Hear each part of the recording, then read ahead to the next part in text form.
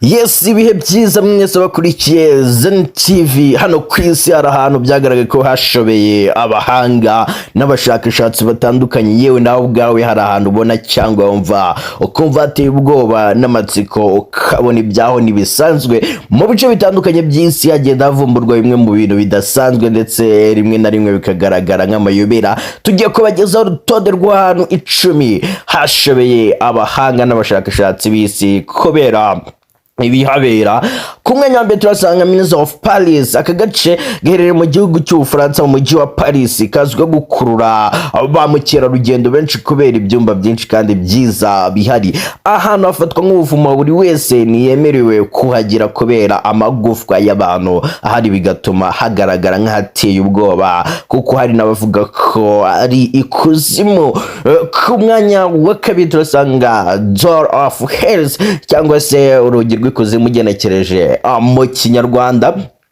Aka ni agace gaherereye mu gihugu cya Turkmenistan, kashoboye abantu cyane mu mwaka w'igihumbi kimwe magana cyenda na 1972 ubwo abashakashatsi bacukuraga bashaka kugera kuri gaze. Kugeza na n'ubu hahoramo umuriro utazima kandi waka cyane. Ibi byatumye perezida wa Turkmenistan asaba ko bafungwa, ariko byarananiranye. Ku mwanya wa gatatu hari Chitra Miranda.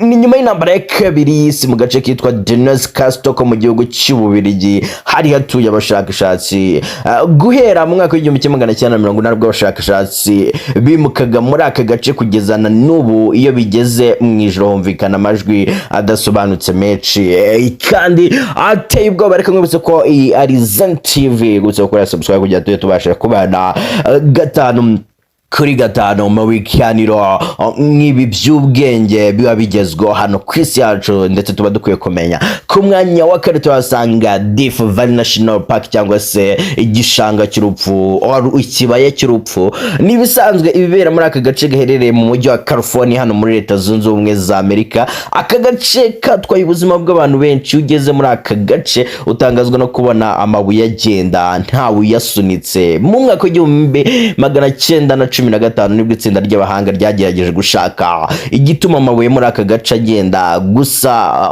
barashobewe. Ku mwanya wa gatatu turasanga Lake Natron.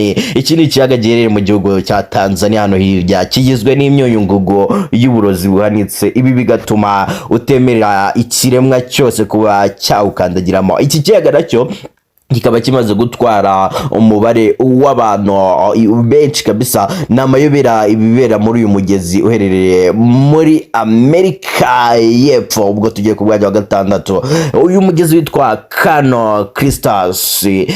Ibibera hano muri Afrika y'Epfo ni mu gihugu cya Colombia kuri uyu mugezi. Amerika y'Epfo Pluto mu gihugu cya Colombia kuri uyu mugezi. Iyo bigeze mu mpera z'umwaka kuva mu kwezi kwa 9 kugeza mu kwezi kwa 11, ibara ry'aya mazi ririhinduranya rikaba umutuku, ubururu, icyatsi, umuhondo ndetse n'iroza cyangwa se pinki. Iyo uyu mugezi ukaba uherutse gushyirwa ku rutonde rw'imigezi ibereye ijisho cyangwa se the most beautiful river in the world. Ku mwanya wa karindwi turasanga Old Faithful cyangwa se Yellowstone National Park.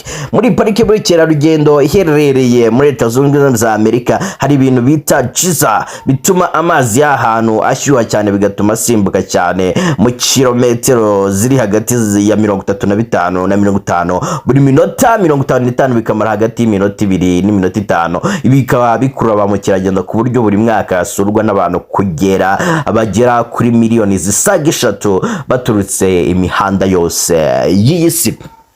Ku mwanya wa 8 mu bintu biteye ubwoba hano ku isi ndetse ibintu byashobeye abahanga ni Skeleton Lake. Iki ni ikiyaga giherereye mu gihugu cy'Ubuhinde, kikaba cyarasanzwemo amagufa y'abantu barenga 200 bivuga ko ari abasirikare b'Ubuyapani bahapfiriye mu ntambara ya kabiri y'isi. Aya magufa ngo rimwe na rimwe ajya azamuka akareremba hejuru y'amazi, ubundi ngo akongera akamanuka.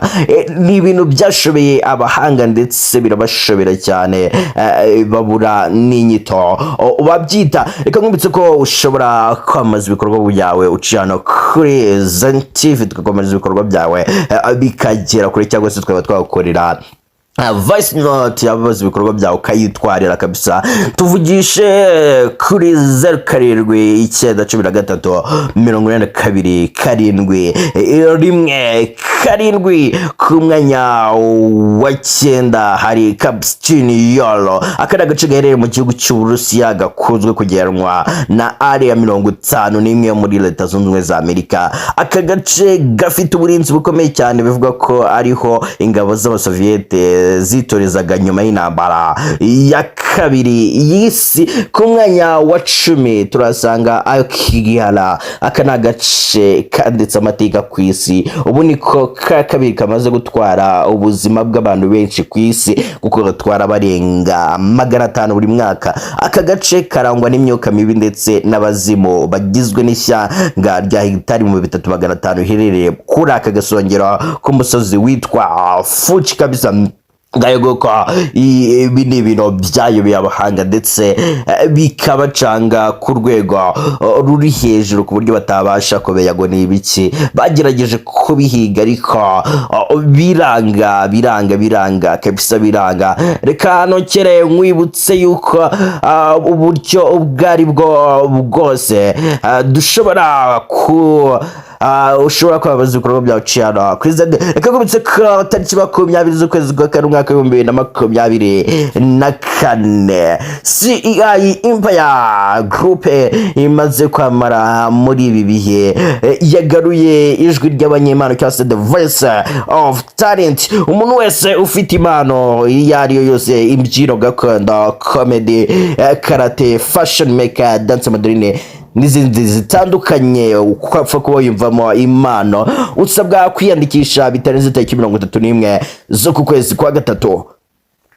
Bizabera nyine mu karere ka Kamonyi. Ku bindi bisobanuro muzagenda mubona amatangazo agiye atandukanye, cyangwa se ukaba habagara numero 0793422717. Amucere kabashimire ko tubanye muri iki kiganiro. Imana ikomeze kuba umugisha ndetse muhahiye muronke. Peace out.